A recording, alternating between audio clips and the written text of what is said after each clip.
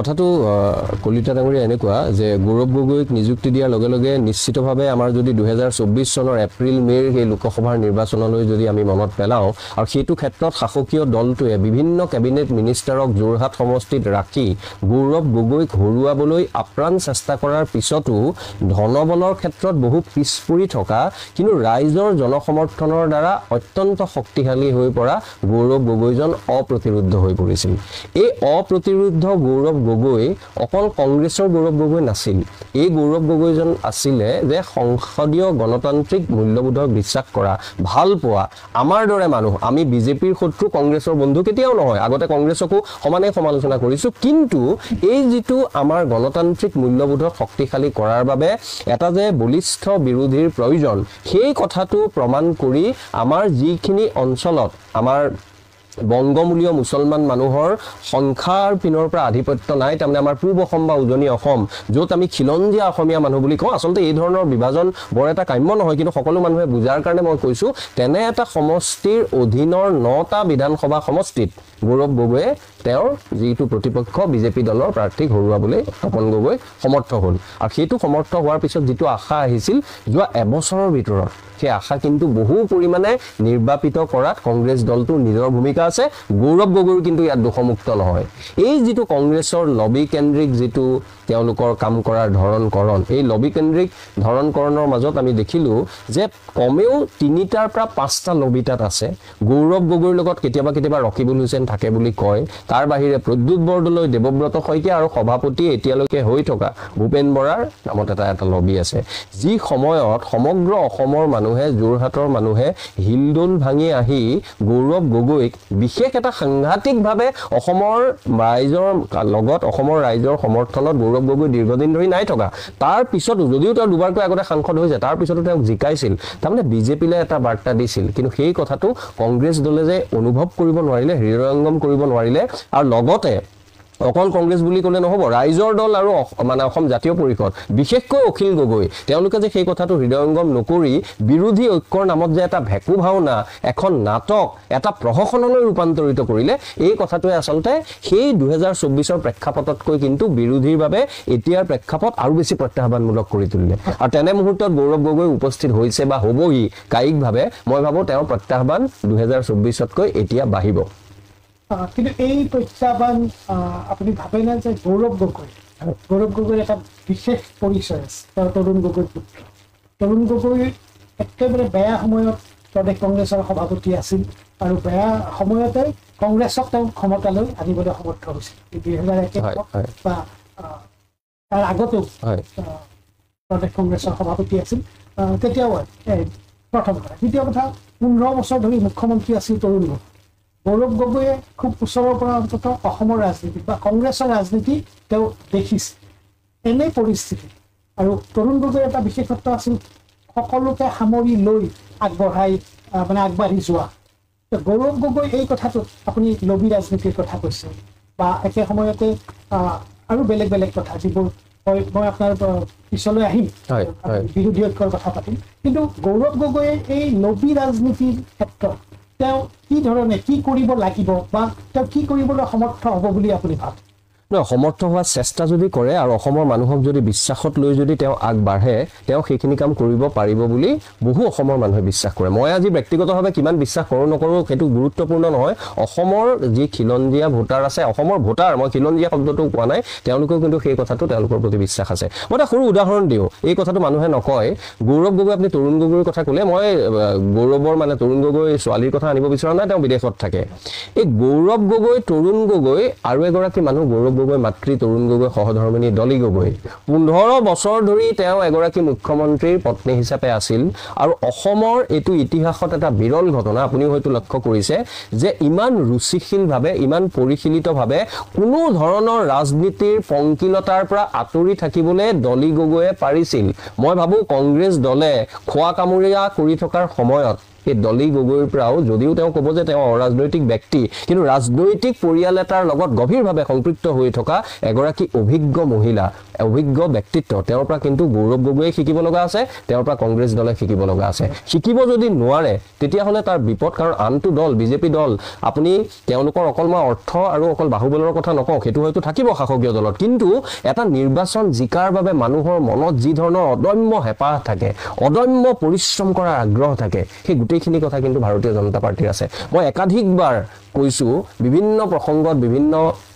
মঞ্চত মই কৈছো যে ভাৰতীয় জনতা পাৰ্টিৰ পৰা নিৰ্বাচন এটা কিমান গুৰুত্ব সহকাৰে ল'ব লাগে আৰু কেনেকৈ জিকিবলৈ বৰ্তমান প্ৰেক্ষাপটত চেষ্টা কৰিব লাগে মই কোনো তাত অনৈতিক কাম অৱলম্বন কৰি কথা কোৱা নাই ভোটাৰক পইচা দি জিকাৰ কথা কোৱা নাই কিন্তু ভোটাৰৰ মন লোকৰঞ্জনকাৰী নীতিৰ জৰিয়তে কি ধৰণে কৰাটো এটা বাস্তৱ সত্য হৈ পৰিছে প্ৰধানমন্ত্ৰীয়ে নিজে কয় ৰেবৰি কালচাৰ বেয়া কিন্তু প্ৰতিখন বিজেপি আৰু প্ৰতিখন কংগ্ৰেছ বা অন্য দলৰ চৰকাৰেও এতিয়া হিতাধিকাৰীক বাদ দি চলিব নোৱাৰে লাভৰ মূৰত কি হৈছে গণতান্ত্ৰিক যিটো কাঠামো এই কাঠামোটো দুৰ্বল হৈছে আৰু আমি আচলতে নাগৰিক কমকে হৈছো আজি হিতাধিকাৰী বেছিকে হৈছো এতিয়া এই কথাটোতে গৌৰৱ গগৈ প্ৰসংগ আমি আলোচনা কৰি আছো শেহতীয়াভাৱে গৌৰৱ গগৈ এটা বিতৰ্কৰ মাজত সোমাই পৰিছে বা তেওঁ বিতৰ্কৰ মাজলৈ টানি অনা হৈছে আপুনি যিটোৱে বিশ্বাস কৰে সেইটোৱে হ'ব আচলতে গৌৰৱ গগৈ পাকিস্তান মই এই বিষয়ে আমি বিভিন্ন সময়ত বিভিন্ন ধৰণৰ আলোচনা কৰিছো কিন্তু আপুনি স্পষ্টভাৱে আপুনি কি ভাবে এই কথাটোত এটা বিশেষ ধৰণৰ ষড়যন্ত্ৰ বিশেষ ধৰণৰ ৰাজনীতি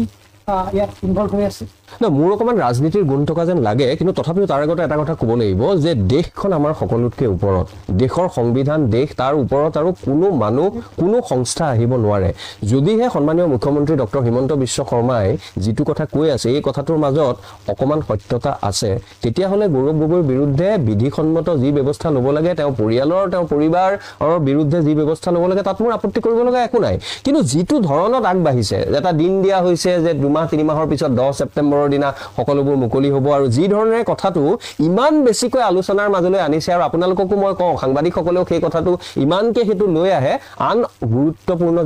যিবোৰ কথাই সাধাৰণ জনসাধাৰণক আচলতে কেতিয়াবা পীড়া দিয়ে বেদনা দিয়ে বা তেওঁলোকক বিভিন্ন ক্ষেত্ৰত আচলতে সেইবোৰ কথাই ব্যস্ত কৰি ৰাখে তাৰ ক্ষেত্ৰত কিন্তু এইখন এখন নাটকলৈ পৰিৱৰ্তিত হৈছে সেই কথাটো দেশৰ সাৰ্বভৌমত্ব দেশৰ য'ত আমাৰ নিৰাপত্তাৰ কথা জড়িত হৈ আছে তাত কিন্তু আমি কথাবোৰ অত্যন্ত গুৰুত্ব সহকাৰে সিৰিয়াসলি লোৱা উচিত এতিয়া কথাবোৰ এনেকুৱা লাগে চাওক মোৰ এনেকুৱা এটা ভাৱ হয় বহুতে সামাজিক মাধ্যমতো লিখিছে সন্মানীয় মুখ্যমন্ত্ৰীয়ে ভালদৰে জানিব তেওঁলোকে কৈছে কাৰণ কালি তেওঁ কৈছে যে দিলীপ শইকীয়াই বোলে তেওঁ সুধিছে দাদা আপুনি কেনে গম পালে এই যে প্লেনত যোৱা কথাটো মই কালি ফেচবুকত দেখিলো তেওঁ মুখ্যমন্ত্ৰী ডক্টৰ শৰ্মাই কৈছে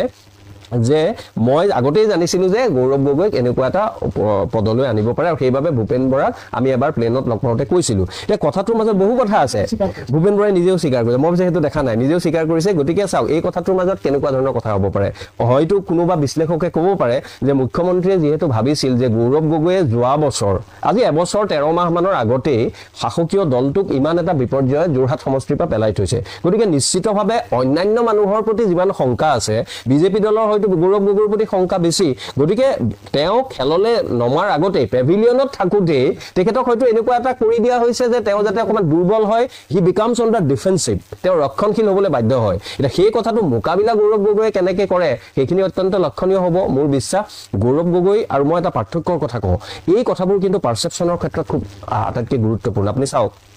মুখ্যমন্ত্ৰী হিমন্ত বিশ্ব শৰ্মা আমি ভাল পাওঁ বেয়া পাওঁ সেইবোৰ বেলেগ কথা মুখ্যমন্ত্ৰী কিন্তু ভাৰতৰ বিভিন্ন মানুহে বিভিন্ন কাৰণত চিনি পায় আৰু এজন শক্তিশালী মুখ্যমন্ত্ৰী বুলি ভাবে এতিয়া আপুনি গৌৰৱ গগৈ এই কথাবোৰ আচলতে মনোযোগ দিব লাগে যে মুখ্যমন্ত্ৰী ডক্টৰ হিমন্ত বিশ্ব শৰ্মা শক্তিশালী হোৱাৰ পিছতো তেওঁৰ লগত 200 সামৰিক বাহিনী বা নিৰাপত্তাৰক্ষী থকাৰ পিছতো এই গাঁৱৰ মাজুলীৰ বা সৰভোগৰ কোনোবা এগৰাকী মহিলাই মুখ্যমন্ত্ৰীয়ে যেতিয়া কথাটো কয় তেওঁ ইমান ৰিলেট কৰি দিয়ে তেওঁ ভাবে যে আমাৰ নিজৰে মানুহ তাৰমানে নাগৰিক হোৱাহেঁতেন প্ৰশ্ন কৰিলে হয় নাগৰিক আছে গাঁৱতো আছে চহৰতো আছে কিন্তু যিহেতু হিতাধিকাৰী বেছি সকলোৱে ভাবে যে হিমন্ত বিশ্ব শৰ্মা আছে আমাৰ কিবা এটা হ'ব এই কথাটোৰ ওপৰত হিমন্ত বিশ্ব শৰ্মা ডাঙৰীয়াই তেওঁ জানে যে ৰাজনীতি কৰিবলৈ হ'লে নিৰ্বাচন জিকিবলৈ হ'লে সেইটো বৰ সুন্দৰভাৱে তেওঁ চলাই লৈ গৈছে সেই কথাটো তেওঁ কেনেকৈ মোকাবিলা কৰিব তাত আৰু এটা কথা আছে কলিতাদেউ মই সেই কথাটো কৈ ল'ব বিচাৰিছো যে গৌৰৱ গগৈ পাকিস্তান লিংকটোৰ মাজত কিমান সত্যাসত্য আছে সময়ে ক'ব আৰু আইনৰ শাসনে সেই দিশত ল'ব আমাৰ ক'বলগীয়া একো নাই কিন্তু এটা যে ব্লু ব্লাড বুলি কোৱা হয় হিমন্ত বিশ্ব শৰ্মাই প্ৰায় কৈ থাকে নীলৰক্তি, মানে নীলৰক্তি তেওঁ নকয়, মই কৈছোঁ তেওঁ ব্লু ব্লাড, বা কয় যে ডাঙৰ ঘৰৰ মানুহ আমি সৰু ঘৰৰ মানুহ। এই ডাঙৰ ঘৰৰ মানুহৰ ক্ষেত্ৰত কিন্তু ধাৰণাটো গৌৰৱ গগৈ ভাঙিব লাগিব। যেনেকৈ লবি ভাঙিব লাগিব, যেনেকৈ বিৰোধী ঐক্য লাগিব, গৌৰৱ গগৈ, মই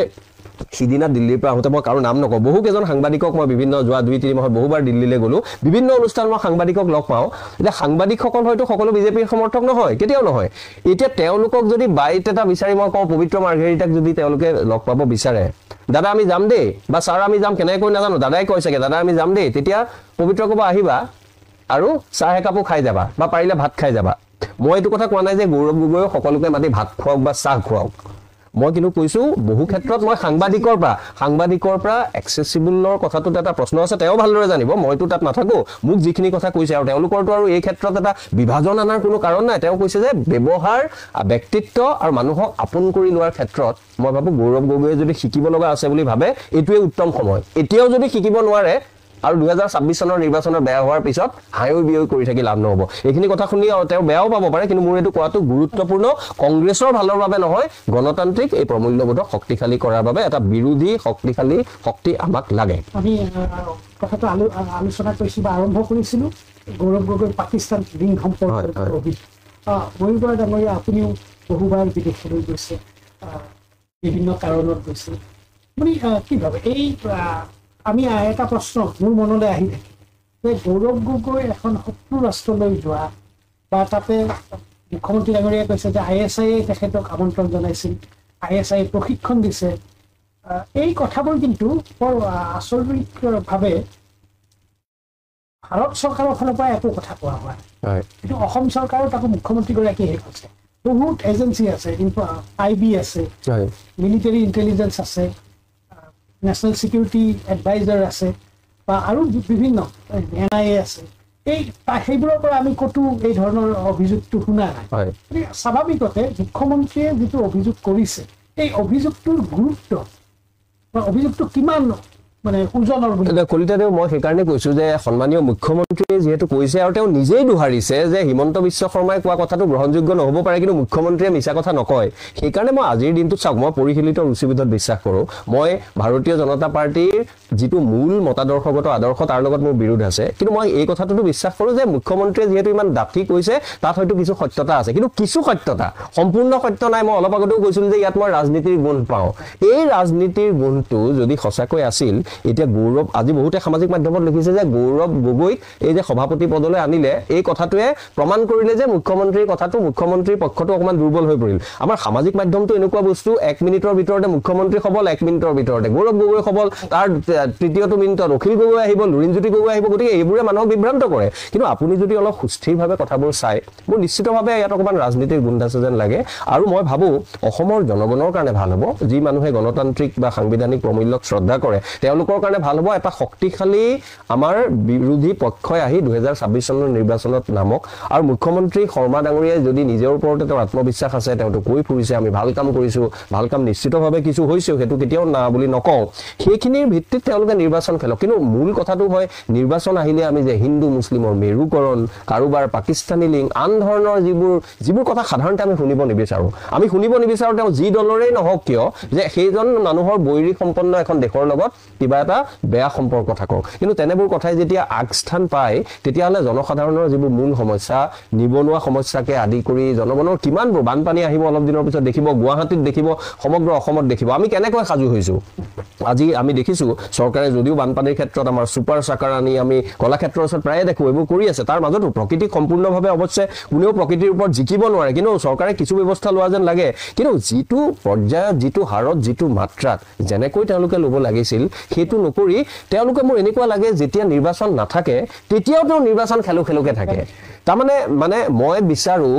বিজেপিয়ে হওক, কংগ্ৰেছেই হওক, বিৰোধীৰে চৰকাৰ হওক, তেওঁলোকে যদি সঁচা অৰ্থত অসমক আগুৱাই লৈ যোৱাৰ কথা যিটো মুখ্যমন্ত্ৰীয়ে কয়, 5খন ৰাজ্যৰ ভিতৰে উন্নত মানৰ আমি নিম, তেতিয়াহ'লে টেষ্ট ক্ৰিকেটত যেনেকৈ এজন খেলুৱৈয়ে খেলে, বেটছমেনে খেলে, তেনেকৈ খেলিব লাগে। আমাৰ কথাবোৰ তেতিয়া চব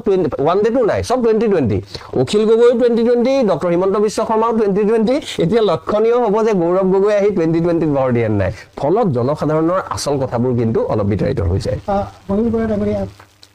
গৌৰৱ গগৈ সভাপতি হোৱাৰ লগে লগে যিহেতু নিৰ্বাচন সন্মুখত, স্বাভাৱিকতে এটা বিষয় সকলোকে চুই যাব ভাবিব যে এতিয়া বিৰোধী ঐক্যৰ কি হ'ব। ইয়াৰ আগলৈকে কথাটো হৈছে যে কংগ্ৰেছ দলে বা অন্য যিবোৰ বিৰোধী দল তেওঁলোকেও অভিযোগ কৰি আছিল যে কংগ্ৰেছ দলে বিৰোধী ঐক্যৰ ক্ষেত্ৰত বিশেষ দায়িত্ব পালন নকৰিলে, যাৰ কাৰণে বিৰোধী ঐক্য বুলি আমি এটা শক্তিশালী ঐক্য মঞ্চ এটা নেদেখি। এতিয়া আপুনি কি ভাবে যে গৌৰৱ গগৈয়ে অহাৰ পিছত কংগ্ৰেছ দল এই পৰিমাণৰ শক্তিশালী হ'বনে, যি শক্তিয়ে তেওঁলোকক অন্য বিৰোধী দলৰ সহায় নোলোৱাকৈ নিৰ্বাচনী বৈতৰণি পাৰ কৰাব পাৰিব, নে গৌৰৱ গগৈৰ এটা দায়িত্ব হ'ব যে বাকী সকলো দলক বিৰোধী দলসমূহক এখন মঞ্চত তেওঁ আগুৱাই লৈ যাব, বিজেপিক পৰাভূত কৰাৰ স্বাৰ্থত এখন মঞ্চত সকলোকে আগবঢ়াই নিয়াৰ দায়িত্ব তেওঁ পালন কৰিবনে? চাওক, গৌৰৱ গগৈৰ ৰাজনৈতিক মনটোক মই যিমান পৰিমাণে বুজো, 2024 চনৰ সেই যোৰহাটৰ নিৰ্বাচনৰ জিকাৰ পিছৰ গৌৰৱ গগৈজনে হয়তো ইমানখিনি কাম নকৰিলেহেঁতেন। কিয় নকৰিলে তাৰ প্ৰমাণো আছে। বিহালীত তেওঁ কৰিবলৈ গ'ল, বিৰোধী ঐক্যই লাগি আছিল, তেওঁ কিন্তু সেইজন মানুহক কোনো পধ্যেই নিদিয়ে। শেষত তেওঁ দলত যোগদান কৰাৰ আগতে এজন মানুহৰ প্ৰাৰ্থিত্ব ঘোষণা কৰি তাত খেলিলে আৰু খেলি পেলাই হাৰিলে। তাৰপিছত পঞ্চায়তত আমি দেখিলোঁ। তাৰপিছত মই এই মুখ্যমন্ত্ৰীৰ অভিযোগ প্ৰত্যাভিযোগ এইবোৰ বিষয়লৈ মই যাবই বিচৰা নাই। এই যিটো আমি যোৱা এবছৰৰ ৰাজনীতিত দেখিলোঁ, মই ভাবোঁ গৌৰৱ গগৈৰ, মই কোৱা নাই যে তেওঁৰ যিটো বহুতে যিটো কয় যে তেওঁ অকণমান মানে অহংকাৰ আছে, গৰ্ব আছে, তেওঁ সাধাৰণতে মানুহৰ লগত ইমান সোনকালে সাংবাদিকেও তেওঁক নাপায়, সেই কথাখিনি কিন্তু তেওঁ এতিয়া ভাঙিব লাগিব। কিন্তু তাৰ অৰ্থ এইটো নহয়, এইটো ভাঙিবলৈ যাওঁতে আজি বহু ক্ষেত্ৰত ভূপেন বৰা বা অখিল গগৈৰ ক্ষেত্ৰত আমি যিটো দেখোঁ আৰু সন্মানীয় মুখ্যমন্ত্ৰীৰ ক্ষেত্ৰতো দেখোঁ, মোৰ কেতিয়াবা ভাৱ হয় যে কেবিনেটত ইমানবোৰ মন্ত্ৰী আছে, দায়িত্ব দিয়া আছে, প্ৰতিটো কথাৰে শংকৰজ্যোতি বৰুৱাক হেণ্ডকাপ লগোৱাৰ পৰা আৰম্ভ কৰি প্ৰতিটো কথাই মুখ্যমন্ত্ৰীজনে ক'ব লগা হয়। কিয়? যদি তেওঁ ক'ব বিচাৰে মোৰ আপত্তি নাই, তেওঁ যদি, কিন্তু আমাৰতো কেবিনেট এটা ব্যৱস্থা আছে, অন্য মন্ত্ৰীৰ হাততো সেইখিনি ক্ষমতা আছে, মুখপাত্ৰ থাকে, তেওঁলোকে নকয়। এতিয়া এই কথাখিনি যদি আমাৰ হিমন্ত বিশ্ব শৰ্মা, গৌৰৱ গগৈ, অখিল গগৈ, লুৰিণজ্যোতি গগৈ, ভূপেন বৰা বা কংগ্ৰেছৰ আন 2-3টা চৰিত্ৰ আহি পৰে, মানুহৰ বাবে যি মানুহৰ বিশেষ সমস্যা নাই, তেওঁ দিনটো কাম কৰিলে, টেলিভিশ্যনত দৰকাৰ হ'লে নেটফ্লিক্স চালে, দৰকাৰ হ'লে অসমীয়া টকশ্বত কাজিয়া চালে, তেওঁক একো এইবোৰ কথাই তেওঁ ভোটো নিদিব পাৰে। ভোটৰ সময়ত বোলে গৰম পৰিছে, আমি অকণমান বিদেশলৈ ফুৰি আহোঁ। কিন্তু যিখিনি অসমৰ খাতি খোৱা যিখিনি মানুহক হিতাধিকাৰী কৰি ভাৰতীয় জনতা পাৰ্টীয়ে আৰু সুবিধা পালে আন দলেও আচলতে ৰাজনীতি কৰিব বিচাৰে, সেইখিনি মানুহৰ সুবিধাৰ বাবে গণতন্ত্ৰৰ ব্যৱস্থাটো শক্তিশালী কৰাৰ বাবে তেওঁলোকে সকলোৱে কিন্তু এইটো পৰিহাৰ কৰা উচিত। মই অকল মই গৌৰৱ গগৈ বুলি নকওঁ, গৌৰৱ গগৈ, ভূপেন বৰা, অখিল গগৈ, ডক্টৰ শৰ্মা ডাঙৰীয়া সকলোকে মই অনুৰোধটো কৰিম যে এখন নিৰ্বাচন অন্ততঃ হওকচোন, আমি চাওঁ যিখন নিৰ্বাচন এখন চৰকাৰৰ কামৰ পাৰদৰ্শিতাৰ ওপৰত হ'ব। আৰু তেওঁলোকৰতো কামৰ মানে আমি সকলো কাম ভাল পোৱা নাই, কিন্তু কাম নকৰাকৈ থকা বুলি কিন্তু কোৱাটো ভুল হ'ব। সেইটো যদি আপুনি বিশেষকৈ তৰুণ গগৈ শেষৰ 5 বছৰ যদি চায়, তাত আকৌ বহুতে হয়তো দুখ বিসম্বাদকে দিব, কিন্তু অকল বিসম্বাদকে দুখ দি আপুনি কৰিব নোৱাৰে। কাৰণ বিসম্বাদ কিহৰ কাৰণে হ'ল, প্ৰথম 10 বছৰত আগত যি বিসম্বাদ কৰিছিল তেওঁলোকক ইমান উঠাই দিছিল তৰুণ গগৈয়ে যে শেষত যেতিয়া গৌৰৱ গগৈ আহিল, তেতিয়া সেই দুগৰাকী বা এগৰাকী বিসম্বাদীৰ মনলৈ চিন্তা আহিল যে আমি এতিয়া গৌৰৱ গগৈ আহিলে সেইটো পদ নাপাওঁ। এইখিনি কথাটো অসমৰ মানুহে জনা কথা, আৰু এইখিনি কথাত মই ভাবোঁ বৰ বেছি বিশ্লেষণৰো প্ৰয়োজন নাই। গতিকে সেইটোৱে মই চাব বিচাৰোঁ, কিন্তু মই চাব বিচৰা, কলিতাদেউ আপুনি চাব বিচৰা সেইখন প্ৰতিচ্ছবি আমি কিন্তু নেদেখিবও পাৰোঁ। এই কথাটোৱে মই আকৌ পুনৰ আহিম যে বিৰোধী ঐক্যৰ কথাটো এটা আছে, কিন্তু মই আপুনি কোৱাৰ এই কথা মুখ্যমন্ত্ৰী ডক্টৰ হিমন্ত বিশ্ব শৰ্মালৈও এক ধৰণৰ প্ৰত্যাহ্বান আহিব। বুঢ়ীবুঢ়াই যিটো কৈছে যে অন্ততঃ এটা নিৰ্বাচন আমি দেখোচোন, এজন এনেকুৱা কৰ্মী পৰিশ্ৰমী মুখ্যমন্ত্ৰী যিয়ে প্ৰতিটো কথাতে, প্ৰতিটো বিষয়তে তেওঁ মাত মাতিব পাৰে বা বিশেষ ব্যৱস্থা গ্ৰহণ কৰিব পাৰে, সেইজন মুখ্যমন্ত্ৰীয়ে তেওঁৰ কাম কাজৰ জৰিয়তে যদি জিকি দেখুৱাই দেখুৱাব বা অন্ততঃ নামে ৰণক্ষেত্ৰলৈ তেনেকৈ নামে ভাল লাগিব। মই ভাবোঁ স্বাভাৱিকতে মুখ্যমন্ত্ৰীৰ বাবে এইটো এটা গুৰুত্বপূৰ্ণ কথা হ'ব, যদি আৰু অসমখনৰ ভাল হ'ব বুলি মই ভাবোঁ অসমৰ ভাল হ'ব। বিৰোধী ঐক্যৰ কথাটো এতিয়া আপুনি কি ভাবে, বিৰোধী ঐক্য অহা নিৰ্বাচনত, বিধানসভা নিৰ্বাচনৰ কাৰণে বিৰোধী ঐক্য সম্ভাৱনাটো কি আজিৰ পৰিস্থিতি, আপুনি কি ভাবে?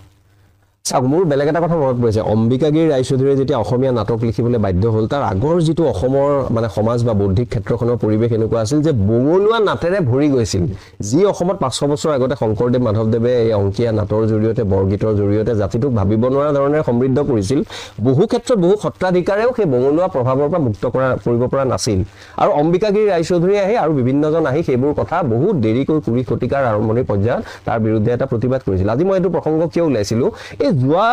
ছমাহ এবছৰ দুবছৰ মানৰ আমাৰ বিৰোধী ঐক্যৰ নামত যিবোৰ ভেকু ভাওনা হয় সেইখিনি মোৰ সেই তেনেকুৱা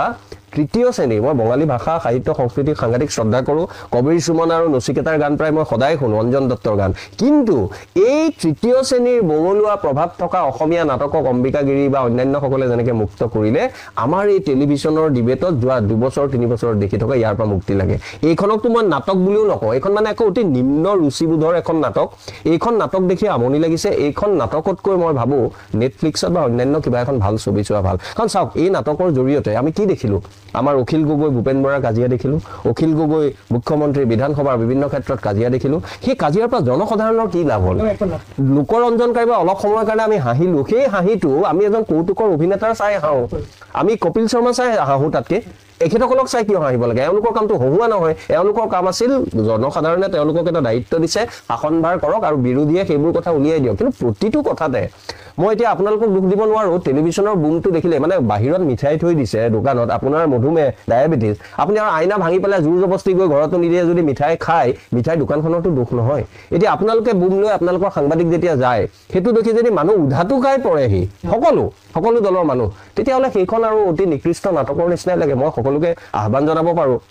আমি আহ্বান জনালেও কেতিয়াবা তেওঁলোকৰ যিবোৰ ট্ৰল বাহিনী থাকে ভেঙুচালি কৰিব পেংলাই কৰিব কিন্তু আমাৰ এটা দায়িত্ব আছে গণতন্ত্ৰক ভাল পাওঁ অসমক ভাল পাওঁ সেই কথাটোৱে মই কওঁ যে এটা নিৰ্বাচন গৌৰৱ গগৈ আহিছে গৌৰৱ গগৈ অহাৰ পিছত নিশ্চিতভাৱে প্ৰত্যাহ্বান আগতকৈ কিছু হ'লেও তীব্ৰ হ'ব গৌৰৱ গগৈৰ পিছত আমি 2024 চনৰ নিৰ্বাচনটো আছে গৌৰৱ গগৈৰ পিছত বিহালী আছে গৌৰৱ গগৈৰ পিছত এতিয়া পাকিস্তান কেন্দ্ৰিক এই অভিযোগ আছে তাৰ পিছত গৌৰৱ গগৈয়ে সেই নীলৰক্তি কথাটো ব্লু ব্লাডেড কথাটো এক্সেচিবল হোৱাৰ কথাটো সেই গৰ্ব অহংকাৰৰ যিটো ধাৰণা সঁচানে মিছা মই নাজানো কাৰণ গৌৰৱ গগৈয়ে যোৱা কেইবাটামান মাহত দুবাৰ মানুহ মোৰ ঘৰলৈ অহাৰ কথাত ইচ্ছা প্ৰকাশ কৰিছিল কিন্তু কিবা কাৰণত আহিব নোৱাৰিলে মই এবাৰ সময় দিব পৰা নাই মোৰ পৰিবাৰে কিবা দুখ পোৱাৰ বাবে গতিকে ব্যক্তিগতভাৱে মই তেওঁৰ বিষয়ে মন্তব্য দিয়াটো আচলতে কাম্য নহয় কাৰণ ৰুচিখিনো নহয় কিন্তু তেওঁ যেহেতু এতিয়া এজন ব্যক্তি নহয় তেওঁ সাংসদ তেওঁ এতিয়া প্ৰদেশ কংগ্ৰেছৰ দায়িত্ব লৈছে মই ভাবোঁ এই ধাৰণাটো যদি তেওঁ ভাঙিব পাৰে তেতিয়াহ'লে তেওঁ বিজেপি দলক এটা শক্তিশালী প্ৰত্যাহ্বান যোগাব পাৰিব কাৰণ তেওঁলোকৰ প্ৰত্যাহ্বান আৰু এটা কথাৰ কাৰণে কিন্তু আৰু অকণমান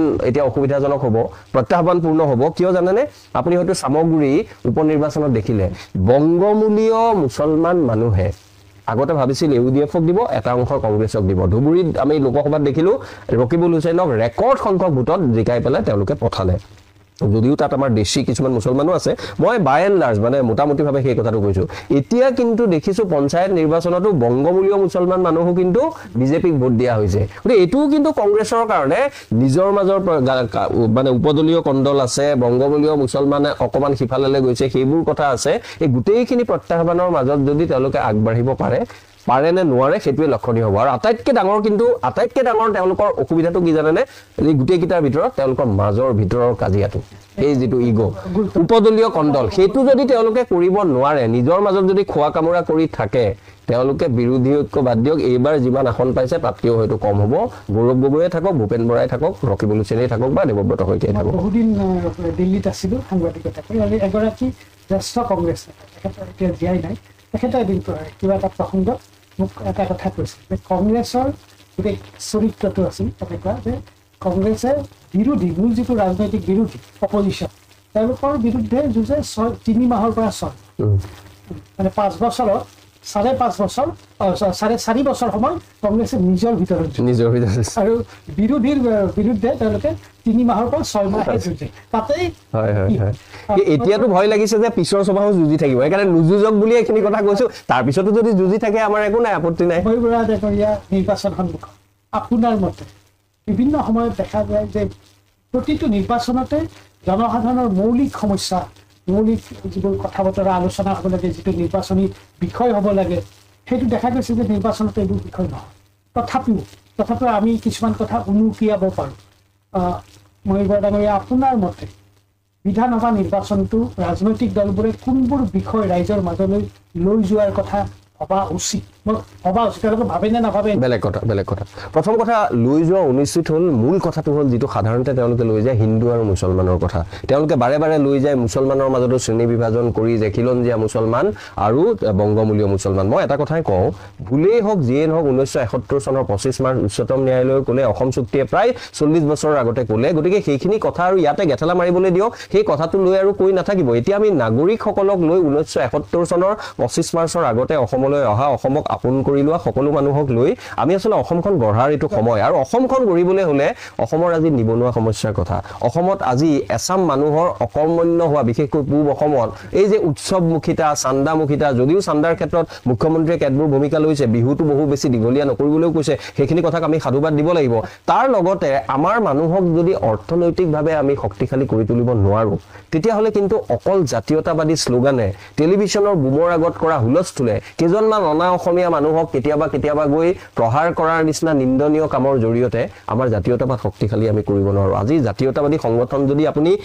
তালিকা এখন বনায় তেতিয়াহ'লে দেখিব অসমত আটাইতকৈ বেছি আছে কিন্তু মই নিজে মহাৰাষ্ট্ৰত কাম কৰিছো তামিলনাডুত দেখিছো পাঞ্জাবত দেখিছো সেইবোৰত ইমানবোৰ কেতিয়াও অৰাজনৈতিক তথাকথিত ছাত্ৰ সংগঠন নাই কিন্তু তাৰ জাতীয়তাবাদ অসমীয়া জাতীয়তাবাদতকৈ হাজাৰ গুণ শক্তিশালী মই এই কথাটো কিন্তু একেবাৰে বুকুত হাত থৈ ক'ব পাৰোঁ মোৰ প্ৰত্যক্ষ অভিজ্ঞতা আছে গতিকে মই এই কথাটো কওঁ যে অৰ্থনৈতিকভাৱে শক্তিশালী নহ'লে নিজে কাম নকৰিলে কেৱল সংস্কৃতি কেৱল উৎসৱৰ জৰিয়তে কেৱল কাৰোবাক ভয় ভীতি কৰি চান্দা লোৱাৰ জৰিয়তে আমি কিন্তু জাতিটোক কেতিয়াও বচাই ৰাখিব নোৱাৰিম আৰু শেহতীয়া কেতবোৰ উজনি অসমৰ ঘটনাই সেই কথাবোৰ প্ৰমাণ কৰিছে কাৰ কথা কি মই নাজানো এইবোৰ আইনৰ ভিতৰত আছে কিন্তু কোনোবাৰ কিবা এটা ব্যৱসায়ী মানে সত্তাধিকাৰী বস্তু তাত দুটা দল আহি লাগিছে তাত গৈ পুৰণা ছাত্ৰ নেতা গৈছে তাত গৈ কোনোবা গ্ৰেপ্তাৰ হৈছে কোনোবাই অসমীয়াক কোৱা বুলি কৈছে অসমীয়াকে কৈছে নে চান্দাজীৱী অসমীয়া কেইজনক কৈছে এই গোটেইবোৰ কথা আছে গতিকে তেনেকৈ ক'বলৈ সাহস কেনেকৈ কৰে এইখন অসম বুলি ক'লে আজি জ্যোতি বিষ্ণু ভূপেন হাজৰিকা বেজবৰুৱাৰ অসম নহয় জানো শংকৰ মাধৱৰ অসম ইয়াত এনেকে মানুহক কয় নিৰ্বাচনত আৰু কি বিষয় ৰাজনৈতিক দলসমূহ কেইবাটাও বিষয় আছে আজিৰ তাৰিখত চৰকাৰে মাহেকত 2-3 বাৰকৈ ঋণ লৈছে হয় আপুনি হিতাধিকাৰীৰ কথা এই কথাবোৰক বিৰোধীয়ে কি ধৰণে আজিকালি প্ৰায় এটা কথা মই দেখিবলৈ পাওঁ মই নিজে ধৰি লওক 25 বছৰ বেংকত কাম কৰিছোতো ফিস্কেল ডেফিচিট ৰেভিনিউ ডেফিচিট এখন দেশৰ প্ৰাইমেৰী ডেফিচিট এই গোটেইবোৰ আপুনি একদম উন্নত ৰাষ্ট্ৰতেই চাওক বা ভাৰতৰ ক্ষেত্ৰত নিচিনা উন্নয়নশীল ৰাষ্ট্ৰতে চাওক এই ডেফিচিট বোলা বস্তুটো কিছু পৰ্যায়ত থাকেই আৰু এটা কথা ঋণ লোৱাটো কিন্তু সাংঘাতিক এটা ডাঙৰ কথা নহয় যেনেকৈ মানুহৰ মুদ্ৰাস্ফীতি হয় এটা সময়ত তৰুণ গগৈ বা প্ৰফুল্ল মহন্ত চৰকাৰে যিমান ঋণ লৈছিল এতিয়া হিমন্ত বিশ্ব শৰ্মা চৰকাৰে তাতকৈ বহু বেছি ঋণ লোৱাটো এটা পৰ্যায়লৈকে যুক্তিসংগত কিন্তু আপোনাৰ যেতিয়া ঋণ কেতিয়া লোৱা হয় যেতিয়া যিটো কামৰ পৰা ইকনমিক্যালি আনপ্ৰডাক্টিভ তেনেকুৱা কাম মানে আপুনি কেৱল মানুহক ভোটৰ বাবে হিতাধিকাৰী সৃষ্টিৰ বাবে তেওঁলোকক স্কুটি দিয়াৰ বাবে যদি অকল ঋণ ল'বলগীয়া হয় তেতিয়াহ'লে কিন্তু দেশৰ অৰ্থনীতি বা ৰাজ্যৰ অৰ্থনীতি বা ৰাজ্যৰ বিত্ত বিভাগত যিসকল বিষয়া আছে মন্ত্ৰী আছে আৰু মুখ্যমন্ত্ৰী তেওঁলোকে কিন্তু এই কথাটো চিন্তা কৰা ভাল কাৰণ যদিও ঋণ এটা পৰ্যায়লৈকে ডেফিচিট এটা পৰ্যায়লৈকে গ্ৰহণযোগ্য ঘাটি সেই গ্ৰহণযোগ্যতাৰ নাম লৈ আমি যাতে এই কথাটো এনেকুৱা এখন অসম পিছৰ মানুহক বা পিছৰ কাৰণ সদায়তো আৰু বিজেপি বা একেটা দলে শাসন কৰি নাথাকে আমি থৈ নাযাওঁ যিখনে এই কথাটো চম্ভালিব নোৱাৰা হ'ব এতিয়া মই মানুহে এনেকৈও কোৱা শুনিছো এই ইমান ঋণ ল'লে মানে এইখিনি কথাৰ সত্যতা মই কি নাজানো এইখন আৰু চলাবলৈ বিজেপি বা হিমন্ত বিশ্ব শৰ্মাহে পাৰিব বেলেগে আহি আৰু নোৱাৰিব এনেকুৱা ধৰণৰ মই চৰকাৰী চাকৰিয়াল পাইছো এতিয়া তেওঁলোকৰ অৰ্থনীতি বিষয়ক যিখিনি প্ৰথম ABC বিষয় যাৰ কাৰণে অৰ্থনীতি ছাত্ৰ হ'ব নালাগে সেইখিনি কথাও যেতিয়া মানুহে অধ্যয়ন নকৰাকে এনেকুৱা কথা কৈ দিয়ে তেতিয়া কথাবোৰ অকণমান অসুবিধা হয় আৰু মই ভাবো অসমত এই প্ৰৱণতাটো বৰ বেছি আমি ধাৰণা ভিত্তিক কথা কৈ দিওঁ আমি এই ধাৰণা ভিত্তিক কথা এটা কিন্তু গৌৰৱ গগৈয়ে 2024 চনত সম্পূৰ্ণৰূপে নিৰ্মূল কৰিবলৈ সক্ষম হৈছিল সেই কথাটো কিন্তু অসমৰ মানুহে পাহৰা অনুচিত আকৌ কওঁ মই কোনো কংগ্ৰেছৰ এই অৱস্থা দেখি উদ্বিগ্ন হোৱা মানুহ নহয় বিজেপি কিবা হাৰিলে মই অতি সুখম বিজেপি জিকিলে মই একেবাৰে দুখত ভাঙি পৰিম তেনেকুৱাও নহয় কিন্তু এটা কথা হওক অসম আৰু অসমীয়াৰ সন্মানজনক স্থিতি অসম আৰু অসমীয়াৰ অৰ্থনৈতিক জাতীয়তাবোধ অসম আৰু অসমীয়াই নিজৰ অতীত বৰ্তমানক লৈ বৰ্তমানত অতীতত কৰা ভুলৰ পৰা শিকনি লৈ ভৱিষ্যতৰ প্ৰতি আগবাঢ়ি যোৱাৰ ক্ষেত্ৰত প্ৰতিটো ৰাজনৈতিক দলে সন্মিলিতভাৱে অসমৰ স্বাৰ্থত কাম কৰাটো বিচাৰো আৰু সেইবাবে হিমন্ত বিশ্ব শৰ্মা কংগ্ৰেছত থকা সময়তো হয়তো তেখেতসকলৰ মনত থাকিব কংগ্ৰেছকো আমি সমালোচনা কৰিছিলো আৰু এতিয়া বিজেপিক বেছি সমালোচনা এইভাবে কৰোঁ কাৰণ তেওঁলোকক এটা জনাদেশ দিছে তেওঁলোকৰ ইমানবোৰ কাম কৰিব পৰা আছে কিন্তু আমি ভাবো যে আৰু কাম কৰাৰ অৱকাশ আছিল কৰা নাই সেইবাবেহে কৰোঁ ইয়াত কোনো ব্যক্তিগত পোৱা নোপোৱা আকাংক্ষাৰ কথা নাই আৰু সেইবাবে গৌৰৱ গগৈকো মই এইকেইটা কথা কৈছো যদি তেনেদৰে আগবাঢ়ে ভাল হ'ব মোৰ ভাল হোৱাটো নহয় অসমৰ গৰিষ্ঠ সংখ্যক জনসাধাৰণৰ ভাল হ'ব ৰাজ্যৰ এগৰাকী বিশিষ্ট চিন্তাবিদ ময়ূৰ বৰা অনিল বৰা ডাঙৰীয়াই যিখিনি কথা ক'লে এই কথাখিনিয়ে ৰাজ্যৰ ৰাজনৈতিক নেতাসকলক আৰু আটাইতকৈ ডাঙৰ কথা জনসাধাৰণক কি ধৰণে প্ৰভাৱ বিস্তাৰ কৰে এই কথাখিনি তেখেতসকলৰ চিন্তাত চেতনাত সেই কথাটো আমি নিশ্চয় নিৰ্বাচন আহি আছে আৰু নিৰ্বাচনৰ সময়তে এনেধৰণৰ কথা গুৰুত্ব বাঢ়ে আশা কৰিছোঁ ৰাইজৰ ওপৰত এই ধৰণৰ কথাই প্ৰভাৱ বিস্তাৰ কৰিব আজিৰ আলোচনা কথোপকথন